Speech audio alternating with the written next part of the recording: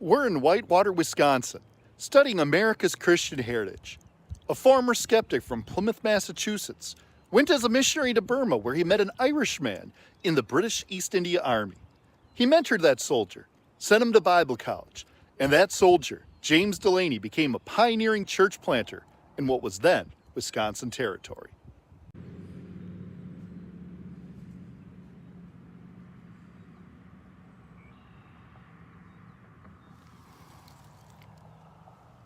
Over 100 years ago, the Wisconsin Historical Society recorded the passing of James Delaney with a brief biography, but they left out his interaction with one of the most famous people in 19th century church history. James Delaney was born in Ireland, February 1st, 1804. The newspapers report that he was designated by his parents to be a Catholic priest, but the death of his parents while he was yet a lad left him a legacy of poverty, ignorance, and superstition. Following a financial panic in London that cost him his job at the age of 22, he entered the service of the East India Company and left his home with Ireland with 224 other raw recruits for Madras in 1826. He arrived after a 6-month voyage, and we're told his natural force of character and superior intelligence made him a leader among his comrades. Delaney was soon promoted from the rank of private to that of artilleryman. After 4 years in India, he was transferred to the capital of British Burma, Mall, Maine. The British had captured several provinces of Burma a few years earlier, and they needed these soldiers to maintain the peace. Around this time, something changed in the life of Delaney. The paper said he had a wild and reckless disposition. At one time, for resenting a petty insult given him by a superior officer, he was court-martialed and condemned to lose his rank and to receive 200 lashes on his back. But the latter part of the sentence was remitted. It was a rough time in the life of James Delaney. Meanwhile, Eugenio Kincaid, a doctor's son from Connecticut, had just arrived in Burma. While in college, Kincaid heard a sermon by Luther Rice and was burdened for missions. He was rejected by the missions board, and so he preached in the States for 8 years until he was finally appointed by the mission board to go to Burma. Kincaid arrived in Mall, Maine.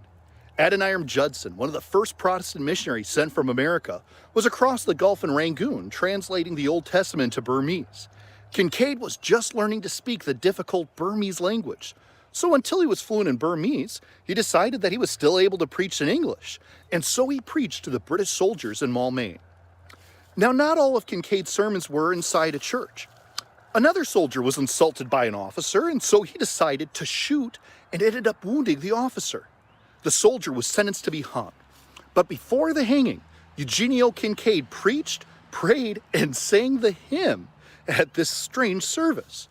The hymn was the old favorite by Isaac Watts, "When I Survey the Wondrous Cross."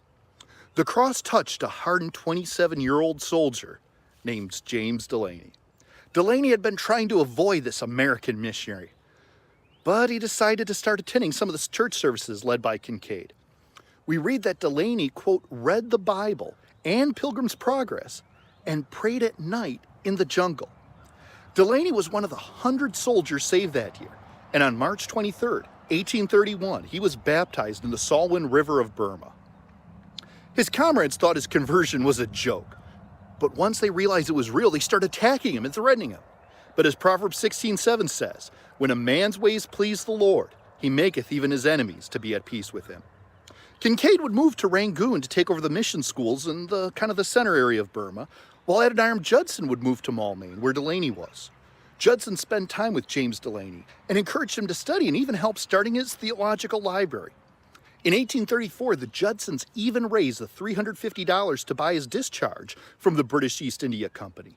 And in November, the Judsons sent him to the London Missionary Society and then to America to the Hamilton Theological Institute that Eugenio Kincaid had graduated from. Delaney came to New York in 1835 and there was educated for the ministry. To help with tuition, Sarah Judson sent him $25 out of her own purse. Delaney had preached many revival meetings across New York, including one in Lake Champlain with another Baptist minister named William Arthur. You might have heard of William's son, President Chester Arthur. In 1838, William Delaney had held his first baptism service in New York. 14 converts were immersed. Delaney might have used a little wisdom from some more mature ministers because the temperature was recorded as being 15 degrees below zero. Now, before Delaney left New York, he met his wife Tirzah, and they were married in 1839. Then he came to Wisconsin when there was just a couple Baptist churches in the whole state, and immediately he began organizing new churches throughout the territory. That's right, Wisconsin wasn't even a state when James Delaney came. He started new churches in the cities of Madison and Janesville and was given the title Exploring Agent, General Missionary to the entire state. Looking back at this pioneering time, he would be described as with a glow all, with earnest piety and missionary zeal, with a robust and powerful constitution, with untiring energy and a moral heroism that never failed him. Many of his missionary journeys along the Wisconsin and the Mississippi rivers are as full of wild adventure, thrilling incident, and heroic endurance as those made by his revered friend and father, Mr. Eugenio Kincaid, along the Irrawaddy and the Salween rivers of Burma.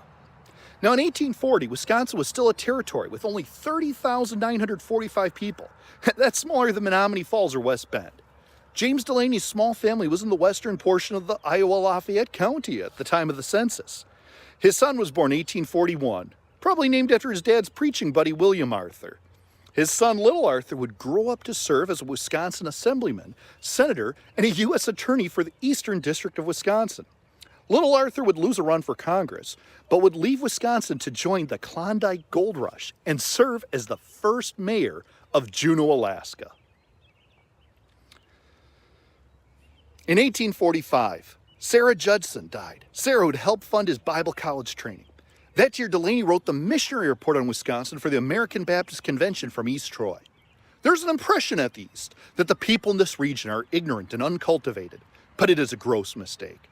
Generally speaking, there are no better judges of preaching and preaching talent in the entire state than in Wisconsin. And if the preacher's talents are not respectable, they will soon be abandoned. Consequently, well-qualified men are needed here as much as there, if not more so. Error here, as well as elsewhere, possesses intelligence, talent, and energy. In every settlement and in almost every form, it stands forth in bold array and mocks and defies the truth. Surely then, ministers of suitable qualifications should occupy those places.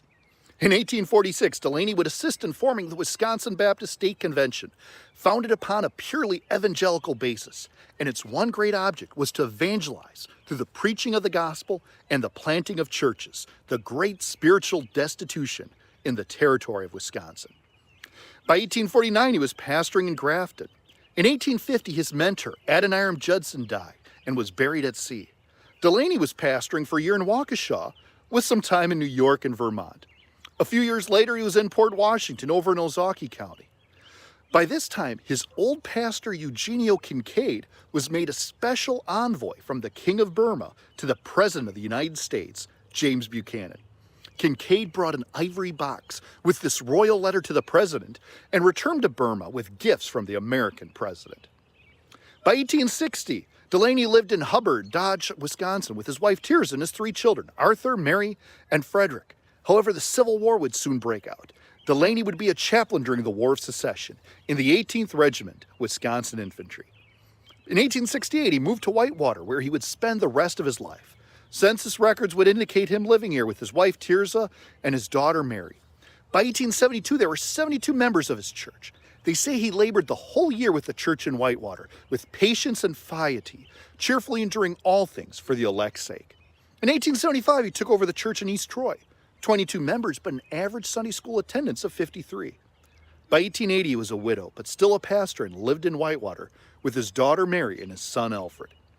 He would soon retire and the Reverend Kuhn would take over as pastor of the church in Whitewater, but Delaney would preach from time to time. In 1886, when the town was just over 3,000 people, the Reverend Kuhn would build a new church building just a few blocks from downtown Whitewater.